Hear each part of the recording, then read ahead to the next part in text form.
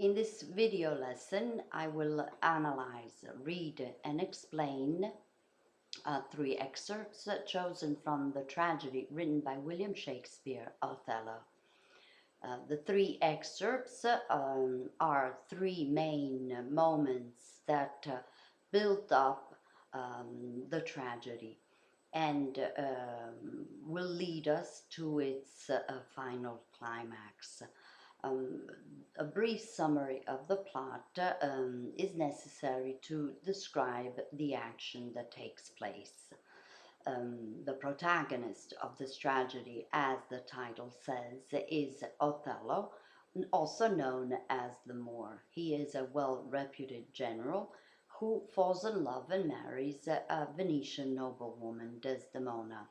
Desdemona's decision to marry Othello is strongly disapproved by her father, and also is met with great disbelief by the people of a social circle because despite the fact that Othello is admired for his military qualities, he is nevertheless considered an outcast, or in any case a foreigner, and the fact that he is dark-skinned is also a reason of prejudice towards him, towards his humble origins as well, and triggers racism against him. Another important character of this tragedy is Iago, who is the villain of the tragedy. Iago is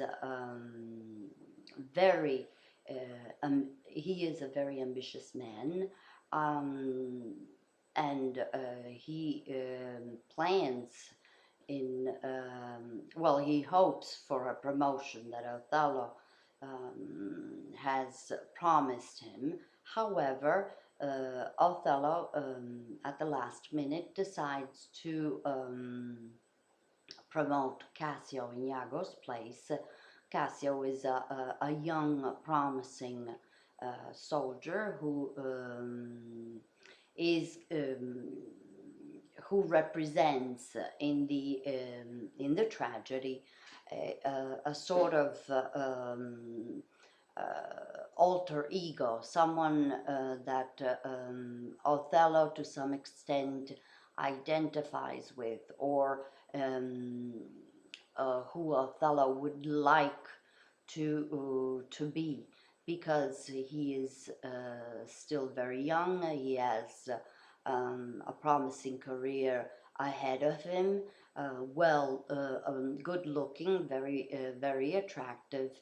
He is well integrated in the social circle that Desdemona also belongs to. So he represents all that the Moor in fact doesn't. The promotion that Othello bestows upon Cassio triggers even more Iago's hatred towards him, and also the fact that Iago is strongly jealous and envious of Othello's position are all those ingredients necessary for Shakespeare to build up the tragic events that will develop towards the end. In all of these elements contribute to spur in Iago an unquenchable desire for revenge, which he plans by cleverly deceiving all the people involved, and that at the end, according to his scheme, will destroy all of their lives: Othello's life, Cassio's, and even Desdemona's life. Desdemona is actually the so-called scapegoat of the entire plan that Iago is putting in place. How does he achieve his aim? He has Othello believe that he is his dearest friend, and Othello trusts him almost blindly, believes every word that Iago tells him. He therefore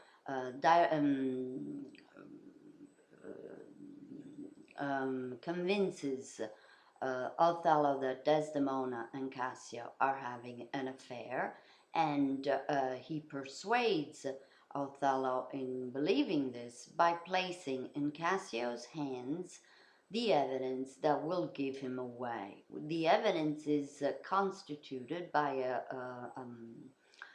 a handkerchief that Othello has given Desdemona as a token of his love, recommending her never to let it out of her sight. Iago then entices his wife Emilia, who is Desdemona's personal maid and very close to Desdemona, to snatch away from Desdemona the handkerchief, so that he can place it in Cassio's unknowing hands. In fact, when Othello sees the evidence that Cassio is holding in his hands his beloved wife's handkerchief, he loses control and decides to kill Desdemona to punish her. Desdemona, as we have said, is the scapegoat of the entire tragedy, and is her killing can also be considered as one of the historically and literary most famous femicides, and thus underlining how women's lives were considered much less worthy of being valuable compared to their honor and their moral integrity. We will first begin with the speech that Othello is giving to a group of people in order to justify, in a way, Desdemona's falling in love with her. As we have said, there is a great prejudice against him, and for this reason people cannot believe that Desdemona has fallen in love with him without him having enchanted her in some way or cast a spell over her.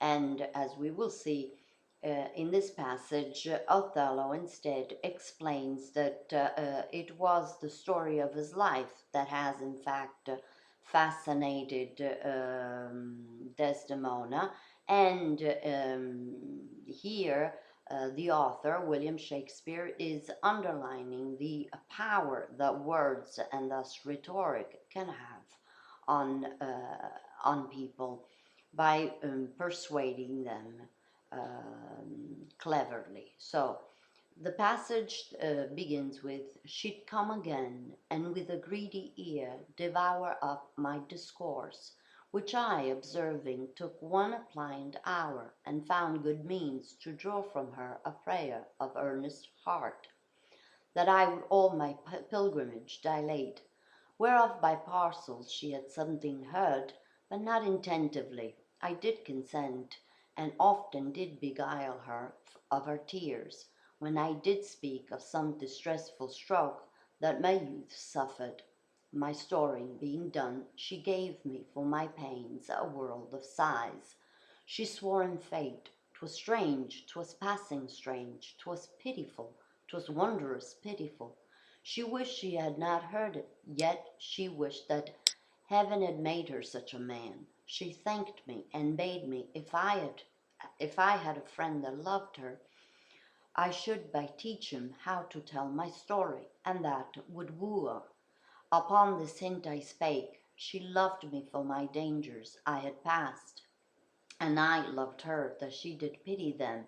This only is the witchcraft I have used. Here comes the lady, let her witness it.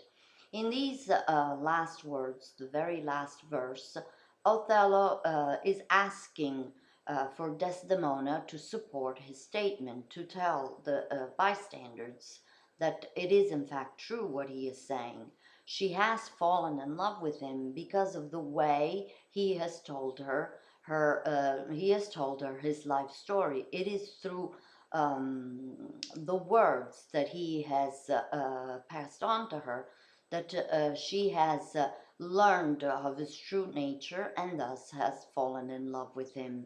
Again, here we see that Shakespeare wants his audience to understand that it is through the ability of using words that Othello is successful in having Desdemona fall in love with him.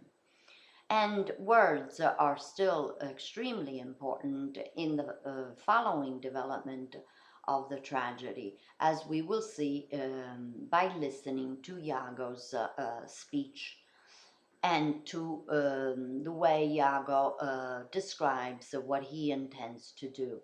In Act 3, Scene 3, we shall read how Iago meets his wife, who is about to give him Desdemona handkerchief, and thus he is able to plan his terrible plot. In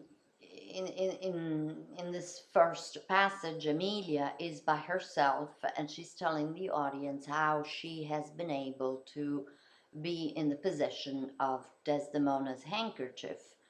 Would me to steal it, but she so loves the token, for he conjured her she would ever keep it, that she reserves it evermore about her to kiss and talk to.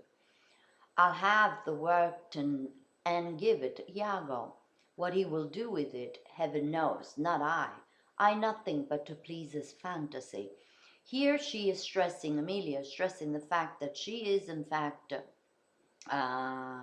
unaware of Iago's plans. She's merely going along with his wish to have the handkerchief in his hands. What comes through these brief verses is that Emilia herself doesn't trust Iago. She has misgivings about whatever her husband is planning to do with this handkerchief. Yet, because she wants to plead him, she goes along and gives him the handkerchief. In the next video, we will see what Iago is actually up to.